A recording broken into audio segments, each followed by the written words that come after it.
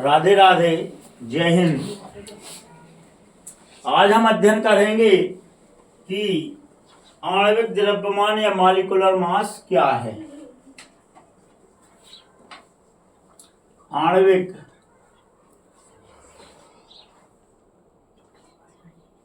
द्रव्यमान या molecular mass क्या है। पदार्थों के अनुसार C12 को एक परमाणु का द्रव्यमान माना गया है। C12 को हमने एक परमाणु का द्रव्यमान 12 AMU मानकर उसे सापेक्ष ज्ञात किया है। तो किसी योग में उपस्थित जितने भी परमाणु हैं 1/12 भाग द्रव्यमान से जितना गुना भारी होगा वह संख्या यौगिक का आणविक द्रव्यमान कहलाएगी। अतः यौगिक का आणविक द्रव्यमान यौगिक में एक अणु का द्रव्यमान बटे उसमें उपस्थित 12 C12 के परमाणु का 1/12 में भाग का द्रव्यमान कंपाउंड का आणविक द्रव्यमान कहलाएगा, मॉलिक्यूलर मास कहलाएगा। उदाहरण के लिए जैसे हम एक एग्जाम्पल लें, H2O। यहां हाइड्रोजन का द्रव्यमान कितना है? 1।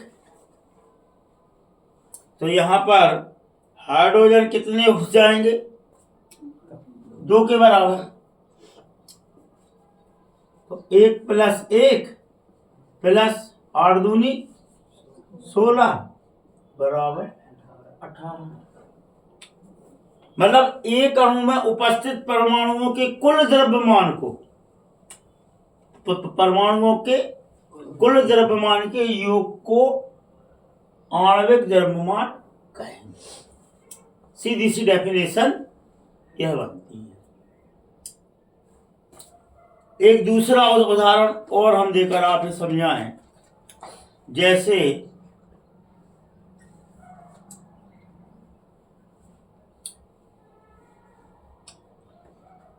CO2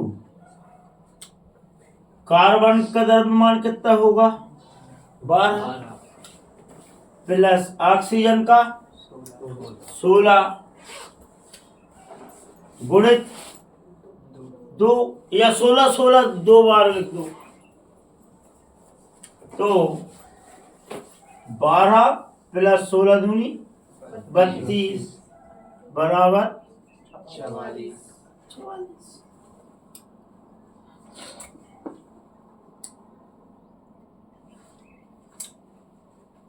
C6 H12O6 12 × 6 plus 12 × 1 plus 16 × 6 complete कर लो। तो ये आपका ग्लूकोज का आणविक द्रव्यमान निकल जाएगा। HCl 1 + 17 बराबर 18। तो सामान्य डेफिनेशन समझने के लिए हो जाएगी कि किसी अणु में उपस्थित जितने भी परमाणु हैं उन परमाणु के कुल द्रव्यमान को आणविक द्रव्यमान कहते हैं। परिभाषा लेकिन हमें भाषा कौन सी लिखनी पड़ेगी? पुस्तक वाली। 1-2 बार अभ्यास करना, भाषा निकल आएगी। समझ में तो आई करें। अब जैसे परमाणु द्रव्यमान था वैसे ही आपका ये हो गया, उसी प्रकार आणविक द्रव्यमान। अब यहां पर फिर लगा दो आप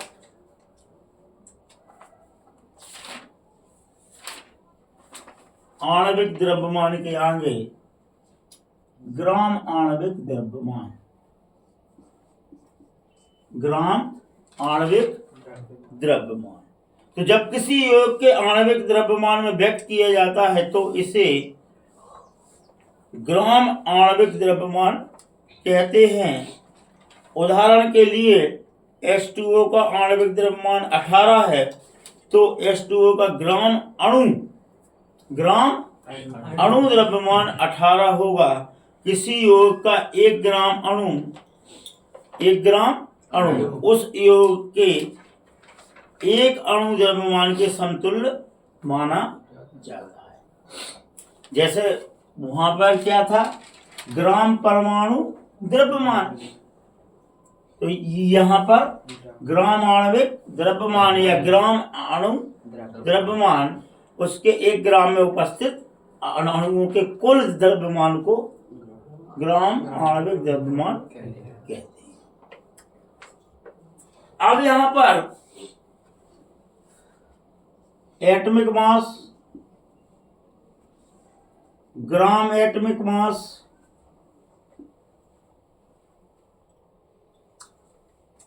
molecular mass, gram molecular mass, दोनों यूनिट से भी काम नहीं चलता। क्यों कि प्रत्येक अणु में अलग अलग परमाणुओं की संख्या होती है।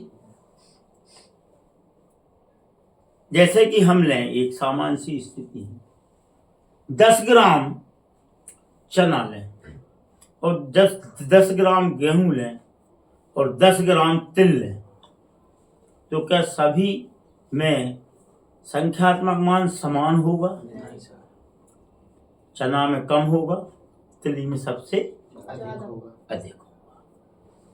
तो यहाँ पर एक नई संकल्पना आई, मोल संकल्पना, mole concept, mole, number of mole. तो जिस प्रकार एक चीज और देखें अपन, आलू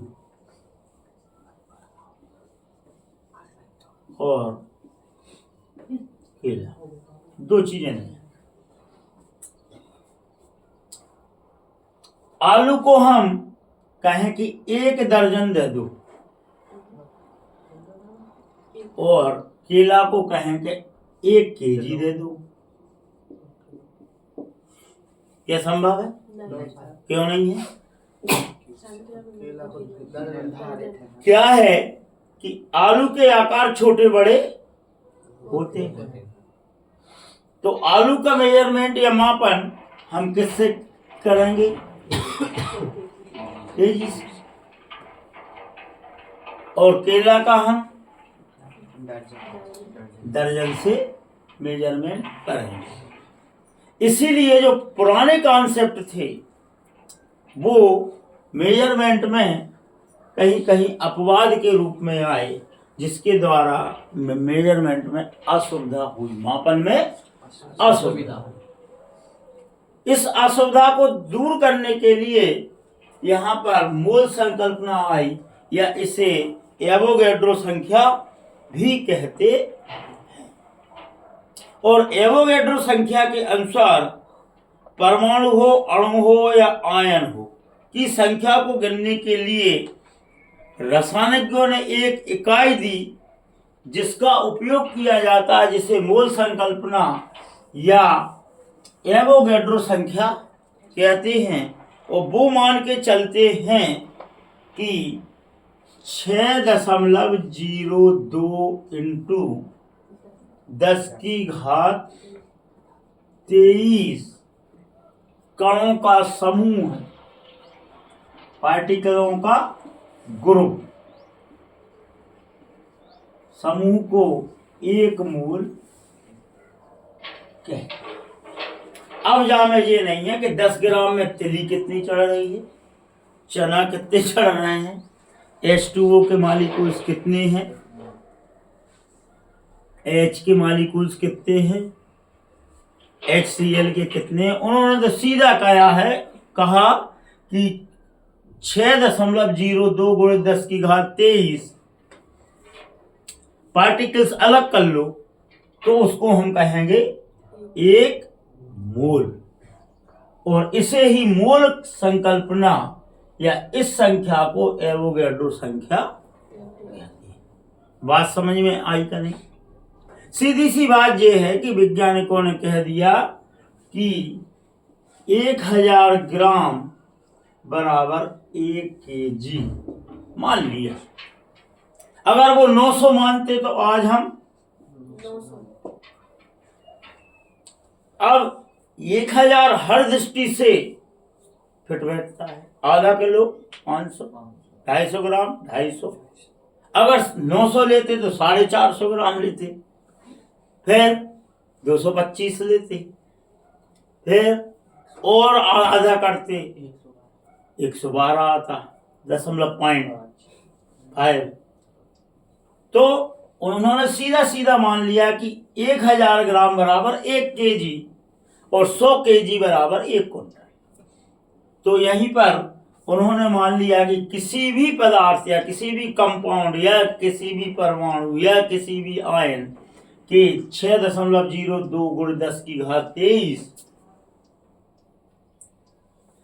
कणों पार्टिकल्स की संख्या को 1 मोल कहते हैं और इसी मोल को एवोगैड्रो संख्या कहते हैं। यह एवोगैड्रो संख्या के द्वारा दर्शाया जाता है। इसे एवोगैड्रो कांस्टेंस या एवोगैड्रो स्थिरांक भी कहते हैं। दूसरे शब्दों में हम कह सकते हैं कि number of particles n, number of particles 6.02 गुणित 10 की घात 23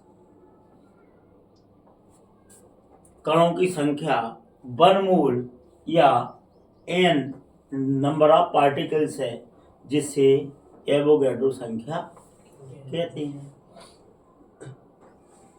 1 मोल ऑक्सीजन बराबर 1 मोल ऑक्सीजन बराबर होगा 6.02 गुणित 10 की घात 23 एटमों की संख्या, नंबर ऑफ एटम। बात समझ में आ गई? अब सोडियम 1 मोल सोडियम बराबर 6.02 गुणित 10 की घात 23 नंबर ऑफ एटम सोडियम के। आयन की भी ले सकते हैं, एटम की भी ले सकते हैं, इलेक्ट्रॉन के भी ले सकते हैं। 1 मोल एटम इलेक्ट्रॉन बराबर 6.02 गुणित 10 की घात 23 इलेक्ट्रॉन। मॉलिक्यूल्स की भी ले सकते हैं, लेकिन यहां पर एक थोड़ा सा अपवाद हुआ कि सॉलिड और लिक्विड में तो ठीक है, लेकिन गैसीय अवस्था में तो वहां पर हमें एक निश्चित मान रखना पड़ेगा कि सेम टेम्परेचर और सेम प्रेशर पर, समान ताप और समान दाब पर सभी गैसों का आयतन एक समान होता है। तो इस नियम के अनुसार इसे NTP के रूप में गैसों का मेजरमेंट किया जाएगा। तो गैसों के 1 ग्राम मोल के अणुओं की संख्या भी इतनी होगी। यहाँ 3 भी लगा सकते हैं, 6.023 गुणित 10 की घात 23 1 ग्राम मोल कहलाएगा गैसों के लिए। NTP समान टेम्परेचर और समान दाब पर।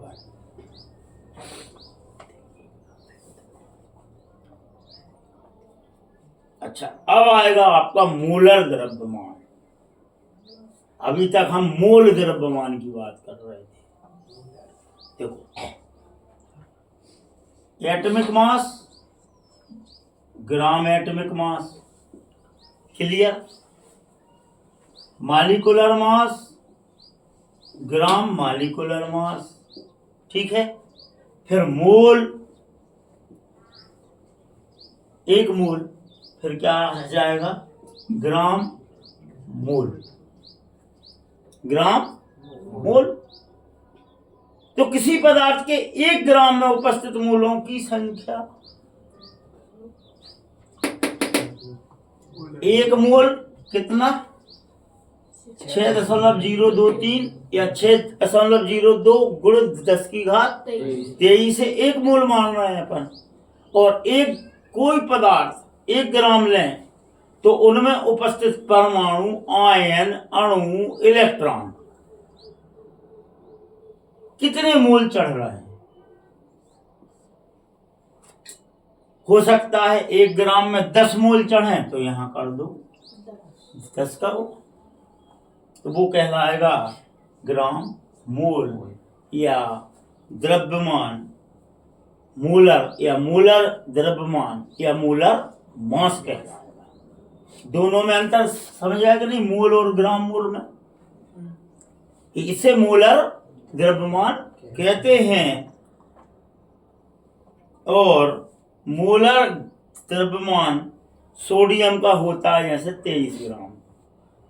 23 ग्राम अगर हम सोडियम को चढ़ाएं और कार्बन डाइऑक्साइड का 44 ग्राम, तो वह उसका ग्राम मोल द्रव्यमान कहलाता है। मतलब 23 मोल चढ़ जाए सोडियम के, तो वो कहलाएगा 1 ग्राम या मोलर द्रव्यमान। अब यहां भी काम नहीं चला, यहां भी मेजरमेंट में कहीं ना कहीं दिक्कत आई। तो उस समस्या को दूर करने के लिए अगला कॉन्सेप्ट आया मूलानुपाती सूत्र।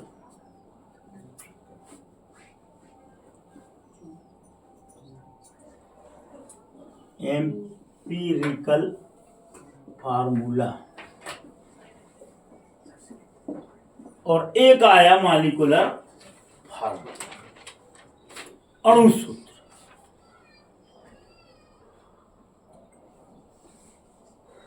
मॉलिक्यूलर फार्मूला ये कहलाएगा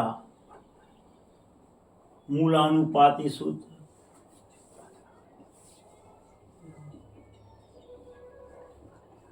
और ये कहलाएगा अणु।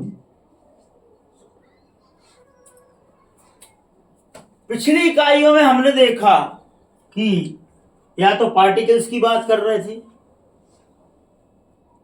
परमाणु की बात कर रहे थे, एटम की बात कर रहे थे, आयंस की बात कर रहे थे,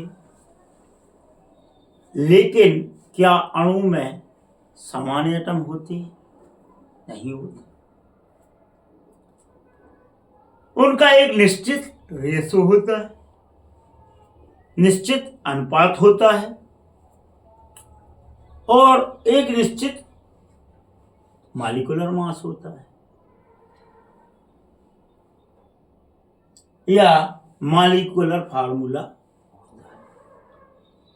जैसे कि आपने देखा, एक एग्जाम्पल लें यहां पर, C2H5OH और CH3OCH3। यहां दोनों का अणु सूत्र होगा C2H6O और यहां पर भी C2H6O। कार्बन की संख्या एथिल अल्कोहल में भी 2 है, ईथर में भी 2 है, हाइड्रोजन की 6 है, यहां भी 6 है, ऑक्सीजन की 1 है, तो ईथर में भी ऑक्सीजन की 1 है। तो यहां पर पुराने कॉन्सेप्ट के द्वारा अगर हम मापन या मेजरमेंट करेंगे तो समस्या उत्पन्न होगी। तो इसके लिए 2 सूत्र दिए। एक मूलानुपाती सूत्र, मतलब किसी परमाणु में उपस्थित अणुओं के अनुपात को, रेशो को मूलानुपाती सूत्र कहते हैं। जैसे ग्लूकोज में 6H12O6 है, मतलब 1:2:1। ये इसका कहलाएगा मूलानुपाती सूत्र। 6 एकम 6, 6 दूनी 12, 6 एकम 6। बात समझ में आई क्या नहीं? 1:2:6। जस्ट दूना कर दो तो 12, 24, 12। क्योंकि ये प्रकृति का नियम है कि जब कोई परमाणु आपस में मिलते हैं तो वह बैलेंसी के आधार पर मिलते हैं और उनका एक निश्चित अनुपात होता है, तब एटम से मॉलिक्यूल्स का निर्माण होता है। ऑक्सीजन के लिए, जल के लिए 2:1, NaCl के लिए 1:1। और अणुसूत्र क्या होगा? अणुसूत्र सीधा सीधा रहेगा।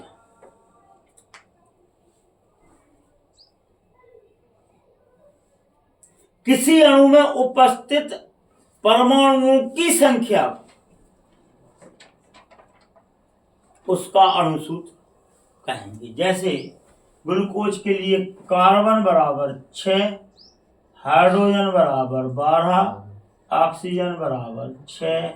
जल के लिए हाइड्रोजन बराबर 2, ऑक्सीजन बराबर 1। किसी अणु में उपस्थित परमाणुओं की संख्या क्या कहलाएगी? अणुसूत्र। जैसे यहां पर देखो, कार्बन की संख्या 2, हाइड्रोजन की 6, ऑक्सीजन की 1। यहां पर तो 2 यौगिकों के एक अणुसूत्र हो सकते हैं, लेकिन मूलानुपाती सूत्र अलग अलग ही। इस प्रकार हमने यहां पर सबसे पहले पढ़ा एटॉमिक मास, फिर पढ़ा ग्राम एटॉमिक मास, फिर मॉलिक्यूलर मास, फिर ग्राम मॉलिक्यूलर मास, फिर पढ़ा मूल संकल्पना, वन मूल, और मूलर द्रव्यमान, मतलब ग्राम मूल मास, जिसे मोलर मास कहते हैं। और फिर इसके बाद पढ़ा मूलानुपाती सूत्र, और फिर पढ़ा मॉलिक्यूलर फार्मूला। 1, 2, 3, 4, 5, 6, 7 कॉन्सेप्ट आपके क्लियर हुए। दोनों में, तीनों में थोड़ा थोड़ा अंतर है। सब एक ही पदार्थ को नापने की अलग अलग मेथड हैं। जैसे कि सॉलिड पदार्थ को मेजरमेंट मापन करेंगे तो केजी से करेंगे, और लिक्विड को करेंगे तो लीटर से। ऐसा नहीं है कि पेट्रोल टैंक पे जान के कहें कि 1 किलो पेट्रोल दे दो, और शक्कर की दुकान पे जान के कहें कि 1 लीटर शक्कर दे दो। बात समझ में आई ना? छोटे आकार, लंबाई को नापना है तो इंच में नापेंगे, लंबे को और नापेंगे तो फीट में नापेंगे, और लंबे को नापेंगे तो मीटर में, और फिर किलोमीटर में। और अगर एक पिंड से दूसरे पिंड को नापेंगे तो इंच कहाँ तक जोड़ है, सीधा प्रकाश वर्ष के रूप में मेजरमेंट किया जाएगा। उसी प्रकार किसी भी पदार्थ के मापन के लिए हमको ये यूनिट दी गई हैं। राधे राधे। जय हिंद, जय भारत।